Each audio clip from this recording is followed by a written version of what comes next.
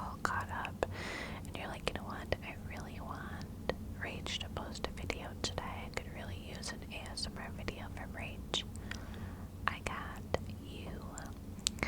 Over at my Patreon, I have over 100 full-length ASMR videos that I've already posted there that are totally separate from the ones here on my YouTube channel, plus 3 to 4 extra videos on top of that each and every month. Trigger videos, life stories, life updates, you name it, it's there. I just did a very juicy story time over there, so you're welcome to check it out if you want. The link is below. Alright, at 4 minutes and 26 seconds, let's jump right in to the story. So the story time is right before me and Chris started dating. I always had like a little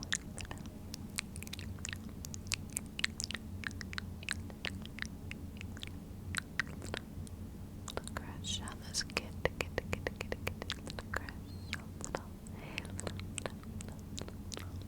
crush on this kid, and he was kind of like a part of our friend group in a way, not super close, but like he would come around, and I always thought he was cute, and he was like a bad boy and kind of cocky, and there was part of me that couldn't stand him, and then another part that was intrigued. And I have always been a relationship girl, so I've always been in a relationship, and he had always been in relationships too, so like my high school sweetheart boyfriend knew him and hung out with him, not like super close, but acquaintances. And then my in-between, my bad ex, also knew and was acquaintances with him as well. And we would be around him here and there. Well, me and him happened to both be single at the same time. And it was a time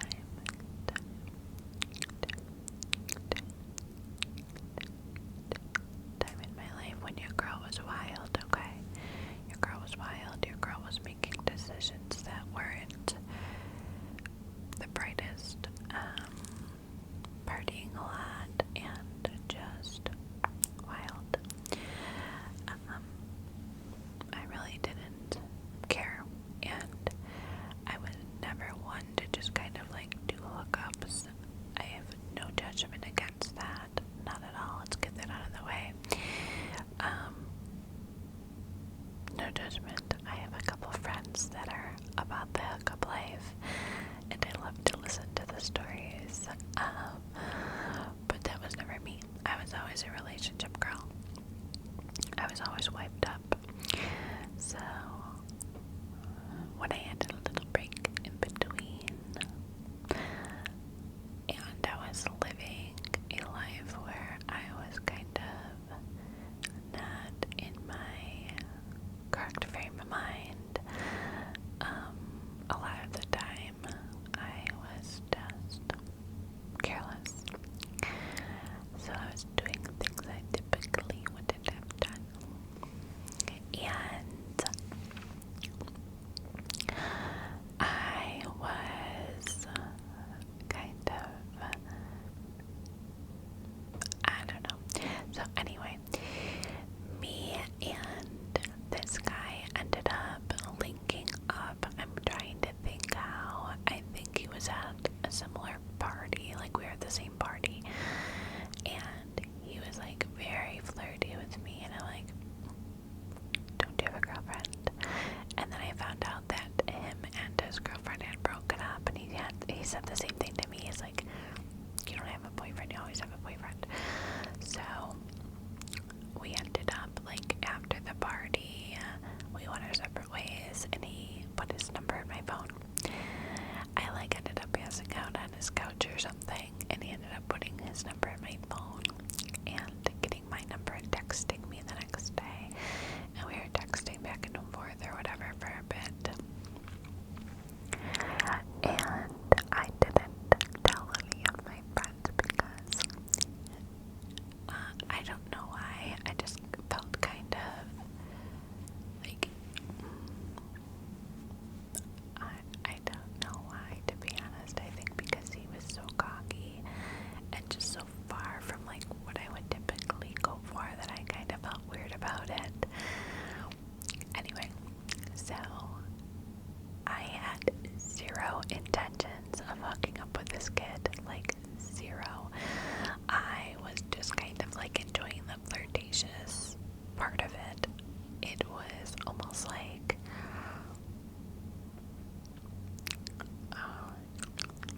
I don't, not to say that I wanted to see if I could. I just was enjoying the flirtatious part of it. I was enjoying his company. He was funny. I had just got over like a breakup and I wanted to be around people that were going to make me laugh. So he ends up, hitting me up and he's like, hey, do you want to meet with me and take a bike ride? I'm like, what? Mind you, I'm terrified of motorcycles, okay? I had only been on one once before that. And he had like a Ninja, I think they're called, like the sport bikes. And he's like, I'm coming to get you. I'm like, okay. He's like, I'm coming on my bike. I'm like, no, you're not. No, you're not. I'm terrified. I'm not getting on no bike. He's like, okay, well, I'm coming to get you in my truck then. I'm like, okay. I'm like, what are we gonna do? He's like, well, chill and maybe go get a bite to eat. Maybe go watch a movie. I'm like, okay. So I tell my mom, I'm like, somebody's coming to get me, and she's like, who? Being, the caring mother that she was, I'm like, don't worry about it, it's just a friend. Just a friend, just a friend, just a friend. So he pulls up on his motorcycle. I'm like, sir, I told you I wasn't getting on the bike. I wasn't going to get on the bike. And he was like, well, it looks like if you don't get on the bike, we're not going nowhere. I'm like, my mom's like, Rachel, get on the bike. It'll be fun. And we were going to go to his aunt's house, which I didn't know until just right then. He's like, we're going to go watch a movie at my aunt's and uncle's. They have like a theater room. I'm like,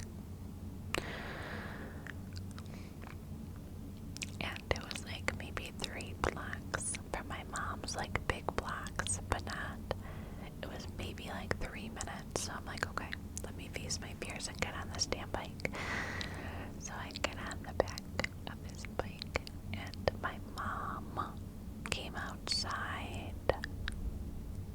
when I was getting on the bike and was like taking pictures of me getting on the bike and like talking to this kid. Embarrassing. Beginning of the embarrassment. So we go to, so we get on the bike, and we get to his aunt and uncle's house. Mind you, we walk in the door. Mind you, I'm on the bike, terrified. Okay, let's not skip that part. I was terrified. And you have to like move with the bike. So if they have to turn, you gotta make your body turn too. Like you gotta move with that bike so you don't fly off the back. But he was going slow, like he was catering to my scaredness. That's not a word, I understand that, but that's the word I'm using because that's the word I want to use. Thank you. Anyway. So we get to the aunt's house and we walk in and his aunt is sitting at the table. I'm like, what the literal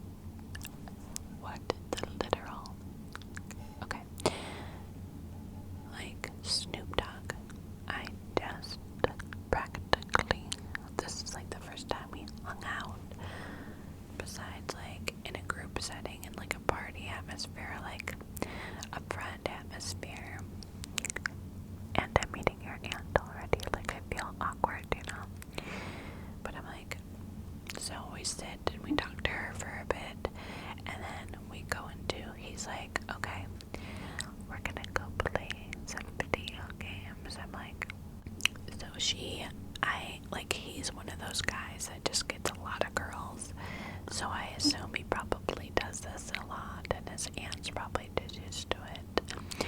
So we go to his room, because he has a room at his aunt's, because he stayed there on and off in between his house.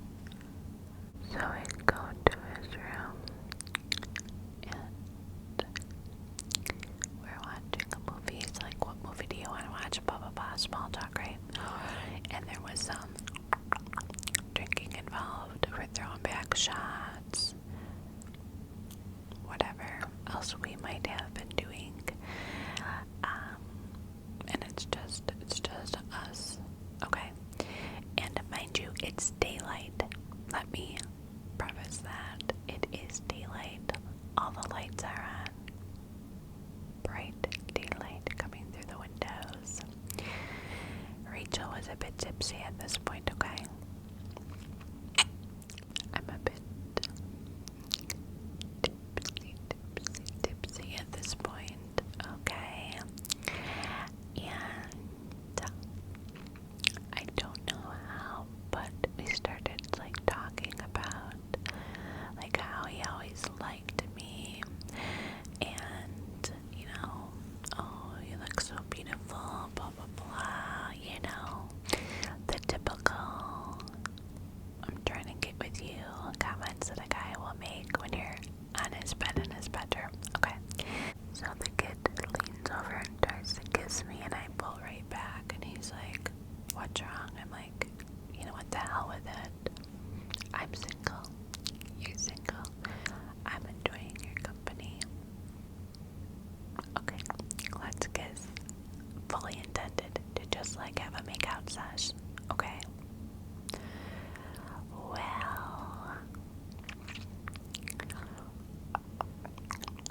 hands started to go places and places they shouldn't have been going, and my little tipsy brain, one thing led to another. Nevertheless,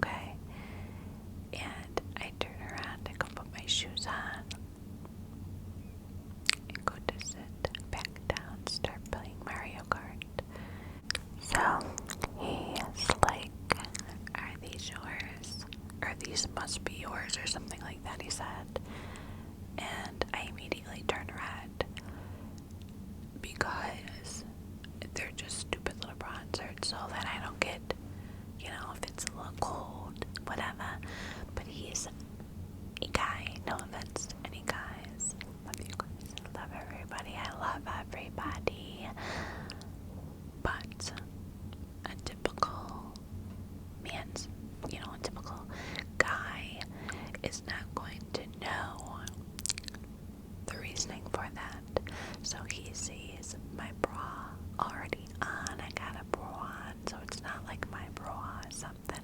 I already got a bra, but because my bra was so thin, wasn't my typical bra because I was wearing a strapless dress.